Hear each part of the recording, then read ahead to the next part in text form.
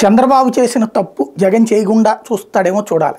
వాస్తవంగా ఎన్నికల ముందు పెద్ద ఎత్తున అనేక మంది కాంట్రాక్టులు ఇచ్చేసి ఒక్క అమరావతిలోనే 43,000 కాంట్రాక్టులు, రాష్ట్ర వ్యాప్తంగా 2 లక్షల కోట్ల రూపాయలకు సంబంధించిన కాంట్రాక్టులు ఇచ్చేసి మొబిలైజేషన్ అడ్వాన్సులు కూడా 10% చొప్పున ఇచ్చేసి కొంతమందికి 20% చొప్పున కూడా ఇచ్చేసి ఆయన పదవి దిగిపోయారు.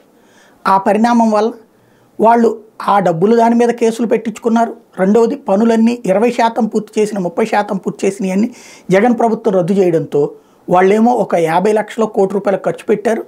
ఆ డబ్బులు రిటర్న్ రాల, సర్వనాశనం అయిపోయారు. అలాగే వాళ్ళ బిల్లులు రాల, నీరు చెట్టు అట్లాంటివన్నిటికీ డబ్బులు రాలేదు. ఉపాధి హామీ పథకం డబ్బులు రాల. దాంతో అల్లాడిపోయారు. తెలుగుదేశం నాయకులు కార్యకర్తలే విలవిల్లాడిపోయారు. ఇప్పుడు మరి జగన్ ఏం చేస్తాడు? తాజాగా అయితే ఈనాడు ఆంధ్రజ్యోతి రాస్తున్న కథనాల ప్రకారం మొన్న కొన్ని బిల్లులు చెల్లించారని, ఇప్పుడు తాజాగా 530 కోట్ల రూపాయల బిల్లులు చెల్లించారని రాస్తున్నారు. వరుసపెట్టి బిల్లుల చెల్లింపు కార్యక్రమం నడుస్తోంది.